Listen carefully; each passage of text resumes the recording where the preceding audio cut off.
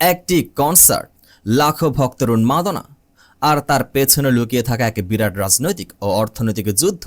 বিশ্বখ্যাত K pop band BTS কি দক্ষিণ কোরিয়ার একটি আস্ত শহরকে নিজেদের স্বার্থে ব্যবহার করছে, নাকি গল্পটা ঠিক উল্টো? বুসান শহর প্রশাসন কি পর্দার আড়ালে থেকে ফায়দা লুটছে এই সুপারস্টারদের নাম ভাঙিয়ে? সম্প্রতি দক্ষিণ কোরিয়ায় ঘটে যাওয়া একটি ঘটনা পুরো দেশের মানুষকে স্তব্ধ করে দিয়েছে।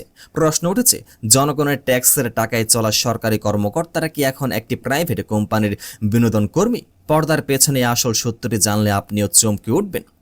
ঘটনা শুরু ব্লাইন্ড নামের একটি বেনামি কর্মক্ষেত্রের অ্যাপ থেকে, যেখানে বুসান সিটির কর্পোরেশনের এক কর্মকর্তা খুব উগরে দিয়ে একটি পোস্ট করেন, যা মুহূর্তের মধ্যে দাবানলের মতো ছড়িয়ে পড়ে। পোস্টটিতে দাবি করা হয়, আগামী 12 এবং 13 জুন অনুষ্ঠিত হতে যাওয়া BTS world tour Arirang in Busan কনসার্টের জন্য বুসান শহরে প্রায় 915 জন সরকারি কর্মচারীকে ডিউটিতে নামানো হচ্ছে, তাও আবার তাদের অফিস চলাকালীন সময়ে। উত্তেজিত সে কর্মকর্তা খুব প্রকাশ করে বুসান সিটি হলকে সরাসরি কটাক্ষ করে বলেন, এটি এখন আর কোনো সরকারি অফিস নয়, বরং এটি যেন বিটিএস এর এজেন্সি, হাইভ এর একটি স্টাফিং এজেন্সি বা কর্মী সরবরাহকারী প্রতিষ্ঠানে পরিণত হয়েছে।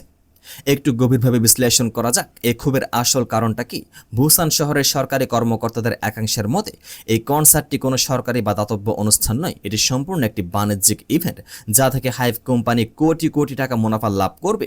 তাহলে প্রশ্ন ওঠে, একটি বেসরকারি কোম্পানি যেখানে ব্যবসা করতে নামছে, সেখানে কেন সরকারের 915 জন কর্মীকে বিনামূল্যে তাদের সহায়তায় নিয়োজিত করা হবে? একে কোরিয়ানরা বলছেন বেনিফিশিয়ারি পেজ প্রিন্সিপাল। এর লঙ্ঘন, অর্থাৎ লাভ করবে প্রাইভেট কোম্পানি আর খাটবে সরকারি লোক। এটা সাধারণ নাগরিক এবং ট্যাক্স দাতারা কোনোভাবেই মেনে নিতে পারছেন না। কিন্তু গল্পের টুইস্ট এখানে শেষ নয়। নেটিজেনদের একটি বড় অংশ এই বিতর্কের অন্য এক অন্ধকার দিক টেনে এনেছেন। তাদের দাবি, দোষটা হাইভ বা বিটিএস এর নয়, আসল লিচ বা জোকের মতো আচরণ করছে স্বয়ং বুসান শহর প্রশাসন।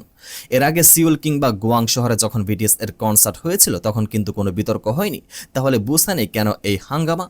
কারণ বুসান প্রশাসন এই কনসার্টের ভেতরে নিজেদের শহরের প্রচারণার জন্য বড় একটি প্রমোশনাল বুথ বসাচ্ছে। তারা চাচ্ছে বিটিএস এর বিশ্বব্যাপী জনপ্রিয়তাকে পুঁজি করে বুসান শহরে পর্যটন ব্যবসা চাঙ্গা করতে।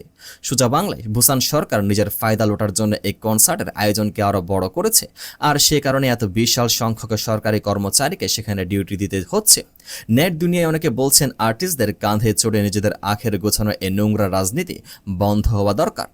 অবশ্য মুদ্রার এপিঠ ওপিঠ দুই আছে। একদল ভাবছেন লাখো মানুষের নিরাপত্তার স্বার্থে সরকারের এগিয়ে আসাটা স্বাভাবিক, অন্য দলের মতে প্রচারণার লোভ সামলাতে না পেরে বুসান সরকার এই ঝামেলা পাকিয়েছে।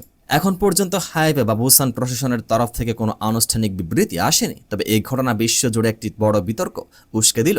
জননিরাপত্তা বনাম কর্পোরেট মুনাফা, আর তার মাঝ সেলিব্রিটিদের ব্যবহার করা এই নোংরা খেলা আসলে কতটুকু যুক্তিযুক্ত? আপনার কি মনে হয়, বুসান শহর কি আসলে বিটিএস এর উপর ভর করে ফায়দা লুটছে, নাকি সরকারি কর্মকর্তাদের এই প্রতিবাদ একেবারে যৌক্তিক? কমেন্ট করে আপনার মূল্যবান মতামত আমাদের জানান।